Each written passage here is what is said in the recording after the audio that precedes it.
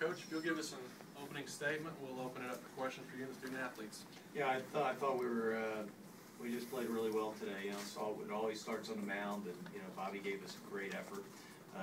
He really had an electric fastball today, and we stuck with it a lot. And get us that deep in the game. Of course, RJ has done what he's done, for the second half of the season. At the end of the games, we're very clean defensively. But probably the thing that, especially our beat reporters have seen us over the last 3 weeks. Today we got the big hit. We were able to put an inning together, and I thought Tanner Mathis had a tremendous game. Just kept pressure on him the whole game.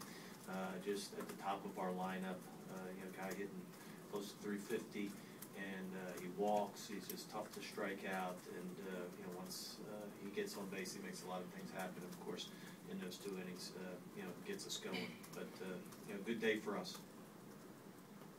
All right, my question right here. Bobby, after that first inning, seemed like he settled in, kind of got into a rhythm. Just kind of talk about that, and after seeing those guys second, third times up, what kind of adjustments were you able to make? I think the biggest thing was going out there in the first inning, try to do too much. I think it was try to bank that one pitch that get all 3 outs, but it didn't really work that way. And I think after that first inning, I really settled in myself and just realized you got to make quality pitches and let your defense work, and they did a great job. Coach, how big was it for him to get out of that first inning when they had a runner at second, just only 1 run given up? It's always good, obviously, to minimize the inning, but I really don't think it was that bad of an inning. You start off with their leadoff guy that does a great job. You always want to get the leadoff guy. You don't want to walk on a guy that can steal, and he did a good job at a fastball up the middle, and then Elander, gets fisted, with the runner running, gets to third base. It's first and third, and then he gets another fist job from Crone, right to the first baseman. So it wasn't. He just didn't have a bad inning. I thought they just, they had did some good things and really maxed out that inning. But it was only 1 base hit, or 2 base hits, but 1 hit well. Alex, Coach mentioned big hit, timely hit. It's been tough lately for the team. Just talk about how that would help, confidence-wise, maybe going forward tomorrow. Yeah, it's huge. It seems like we've been talking about the big inning for the last 3 weeks or so now, and to get 2 runs and 3 batters with the top of our order. I guess that was the 6th inning, and then in the 8th, put up a 4 spot with huge at bats by young guys. Bosfield works it to 3 and 2, fouls off a couple pitches, and then takes a high fastball, which is probably the toughest pitch you take in that situation when everyone wants to put the ball in the gap and clear the bases, but to take that high fastball was huge for us. And then Sikes, the pitcher, hadn't thrown a curveball, since he's been out there, and he dumps in 2 really good curveballs to him, and I think he gets down in 1 and 2, and I think he gets a base hit on a curveball up the middle on a barrel. So 2 huge at bats by younger guys there. And then obviously Mathis was terrific today, but a great day for the offense, and something that we'd look to build on. Sikes, can you talk about that hit, and does your focus change with 2-strike hitting when you get down 1-2 like that? Did that change anything for you? I mean, nothing really, just shorten up a little bit, try to see the ball in deep, just work on Coach Godwin, big thing, just stay on your legs, 2 strikes, keep seeing the ball in. First couple at bats, really jumping at the ball, rolling over, not staying on my approach, so with 2 strikes, just really try to see the ball in deep and go back up the middle with it. Mike, you kind of talked about how Bobby, had an electric fastball. It seemed to me like he makes some of those secondary pitches in there pretty well too. I guess you talked about that as well.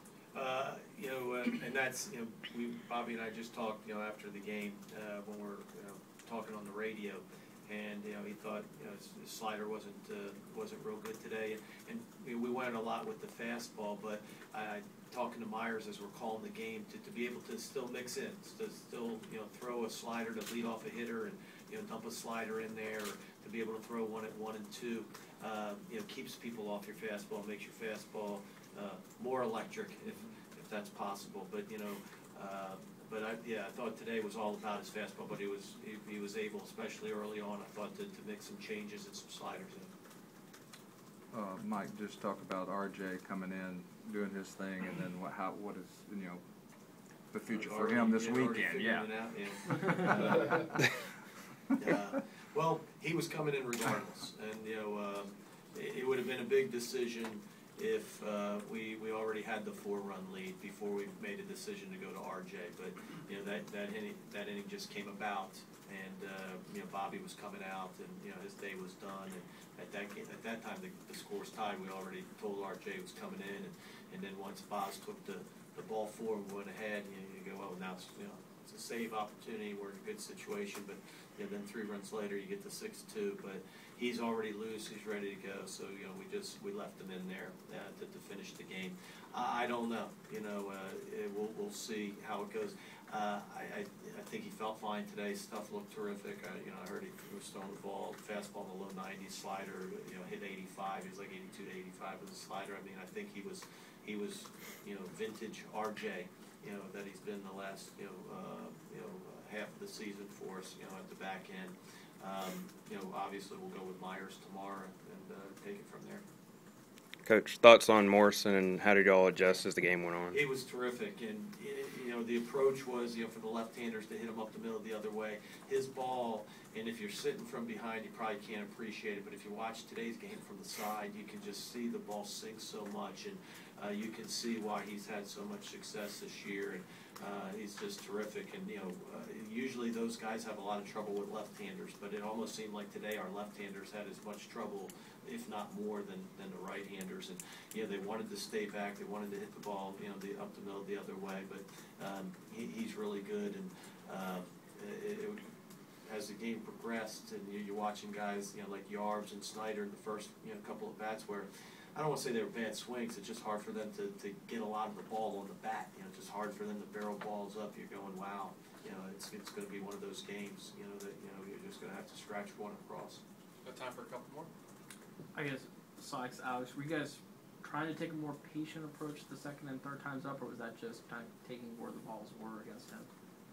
With me, I didn't have a very good at bat my first at bat coming out swinging at the first pitch, so I wanted to make a purpose of trying to see more pitches, try to work the count, have quality at bats, and I don't know, just ended up working our way and saw the pitches a hit and doing what we did.